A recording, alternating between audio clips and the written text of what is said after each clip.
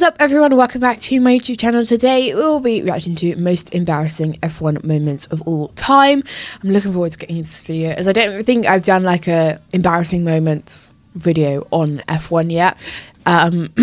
So I'm excited to see what is going to be in this video, as I think I've only done like one video from this channel, and I did really enjoy it. So I'm just going to shut up and we'll get straight into it. Showing the world you've got zero talent in ridiculous ways. Not sure what happened there. It was strange. Anyways, I'm okay. Oh, I crash. lovely. Stay out. To pulling off completely brain-dead and absurd decisions. Not just by drivers or teams, but even the FIA. These are F1's most embarrassing moments. Just a heads up, it's FIA is always strange. to watch. Think you can handle it till the end? To start off, who better than the legendary Yuji Ide? Thankfully for the other drivers, the Japanese driver only lasted 4 races in F1 with Super Guri in 2006. But in such a short time, he proved to be a machine for embarrassing moments and dumb mistakes. What happened there? If you've seen the video I did of him, you already know he's easily one of the worst drivers to ever get behind the wheel of an F1 car. He was so bad that the only reason he didn't last longer was because the FIA took away his super license. Something No way. that never happened to any other driver in history. Are you kidding? Yep, you heard that right. I don't think I ever came across that before I made that video. And honestly, what else can I say? Ide's brief F1 career was just one embarrassing moment after another. Just to give you an idea, he didn't even know how to speak English, so can you imagine how awkward his interactions must have been with his engineers, mechanics, and the rest of the team? Total disaster, for real. But if I had to pick one embarrassing moment he had, it would definitely be this one. Gute Runde zu fahren. Oh, dieser Ide kämpft mit dem. Just a little mistake, right? A quick reverse and it would have been no big deal. Well, not for Ide. Did he just sit there? Oh my. Yeah, Ide didn't even know what to do. He was stuck and couldn't move the car. Even his race engineer had to jump in on the radio. To put reverse gear. Try to put reverse gear. And No way. You're not tripping. Put reverse gear. Because Ide was absolutely useless, they even had to bring out the red flag. Have Oh you my ever God, seen that's so anything embarrassing. like this? Just surreal. But just a few moments later, the impossible happened. Honestly, I don't even know what I've just watched. I can't even imagine how embarrassed Ide must have felt getting out of the car. No wonder they took away his super license so quickly. He totally earned that. Moments like these where a shitty driver proves they can't even drive while a ton of better ones could be in their seat are just downright pathetic. But what about when the FIA mess up? That's when F1 turns into All the time. a total cringe fest. And it's happened way more than just once or twice. That last lap But was the day insane. F1 really turned into an embarrassing and pointless circus was at the 2005 United States GP, which a lot of people call the worst race ever. And honestly, it's not hard to see why. That season, there were 2 tyre suppliers, Michelin and Bridgestone. Most teams went with Michelin, while only 3 used Bridgestone, Ferrari, Jordan, and Minardi. It's actually wild to think there was more than 1 tyre supplier back then, right? But I guess that at least made things more interesting, with strategies based on how each tyre did at different tracks. At Indianapolis, some Michelin teams had a few accidents during free practice because of tyre issues. Apparently, the reason the tyres were literally blowing up was because of the banked high-speed turn 13 on the track. This part of the circuit was used by NASCAR and IndyCar, so let's just say it wasn't your typical F1 corner. It was a super fast corner that not only created massive G-forces, but also put a lot of stress on the aerodynamics and tyres. That's when Michelin said they couldn't guarantee their tyres would be safe for the race, since they weren't sure they could handle all the stress from turn 13 for that many laps. After that, and once qualifying was done, Michelin, the FIA, and the teams obviously started negotiating about what to do. They couldn't just leave it like that, right? I mean, it was way too dangerous for the drivers. Michelin suggested changing the corner by adding a chicane to slow the cars down. Kinda makes sense, right? Hours and hours went by as they tried to figure things out, and guess what happened in the end? Well, there was no agreement between everyone, so the GP was going ahead as usual. How could they leave it like that? Just crazy. 100,000 people in the stands, all the drivers lined up on the grid, revving their engines, ready to kick off the race. What's gonna happen with the Michelin tyres? Honestly, no one knows, and actually, no one will ever find out. We have, instead of a clarity of purpose here, a state of confusion. And Coulthard, for one, is is wanting to race. McLaren look like they're getting ready for their cars to come in. McLaren, Toyota, there's the pole sitter, Jarno Trulli. Yeah, I swear there were only like 4 or 5 cars in the race. I've done a couple videos on this particular race because everyone calls it the worst race ever.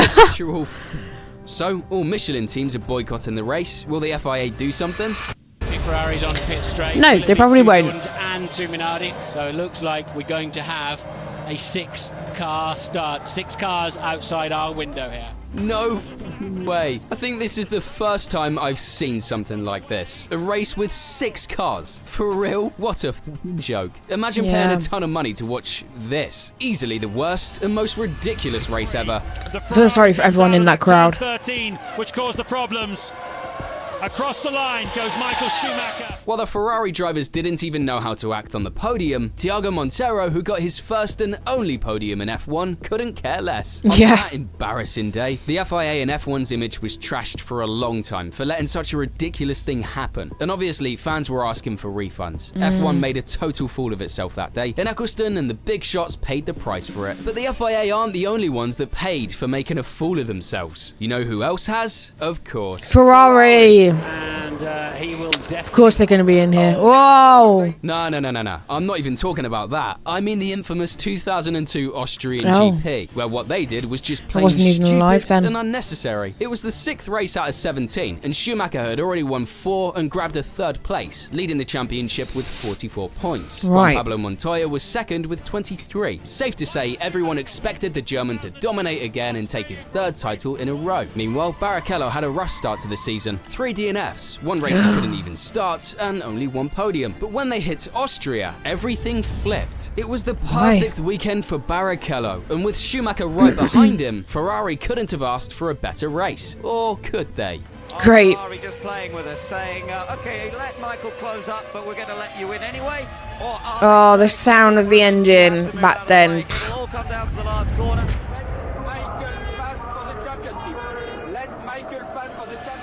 The last corner, and Barrichello, is he going to win, or is he going to allow Michael Schumacher? I think I've seen this clip actually. That is a disgrace. Oh, I am so disappointed. Michael Schumacher, the race winner in Austria. What the fuck was happening? The fans, the journalists, and pretty much everyone was everybody booing, which was just ridiculous. This really ticked off the crowd, the fans, and the press.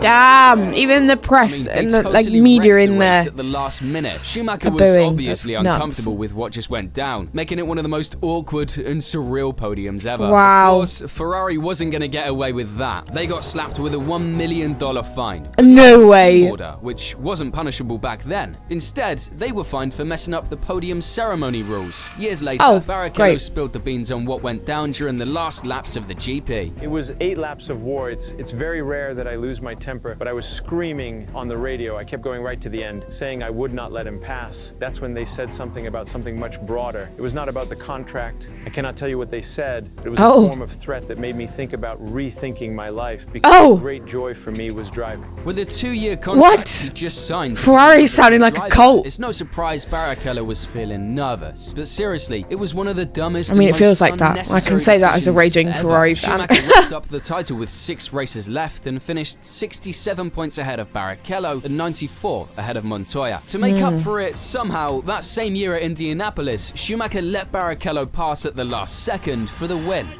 Oh, wow. Who's going to win this Grand Prix? It's a mystery. It's Michael Schumacher. I'm well impressed with that. It's 0.0. Barrichello's been given the win. No comments on the unnecessary mess Ferrari made that year. They put their drivers through all those super embarrassing and absurd moments. But as I know, you guys love ridiculous screw-ups too. So let's check out some mistakes that had everyone laughing their asses off. Remember Grosjean? The Frenchman totally earned his rep for having some of the craziest and dumbest crashes. Yeah. Quite a few have gone off there. You can see Sergei. Oh. And that is Romain Grosjean, and that is a very big crash.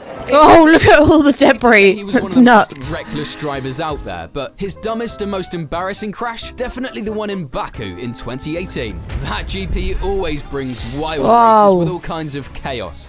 Perspective. Yeah, Baku 2017 is my all-time favorite race. No! They have crashed! into each other. Daniel Ricciardo late braking. And just when there was supposed to be a break, well...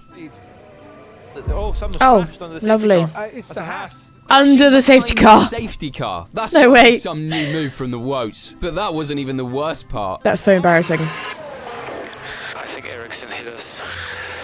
Seriously? What a dumb move by Ericsson, huh? Let's take a look. Might have helped stop it there, but oh yeah, he definitely hit you there. Absolutely Ericsson's fault. And back in the garage, that glove was closer to hitting his engineer than Ericsson was to hitting him. But at least Grosjean isn't the only driver to crash under the safety car. Even the GOAT has pulled off the same embarrassing mistake. I love GOAT TV. Gate on, the car just didn't turn. I just crashed into the hairpin. But that wasn't even his most embarrassing screw-up. Remember what happened in Suzuka in 2022? Not sure what happened there. The car, it was strange.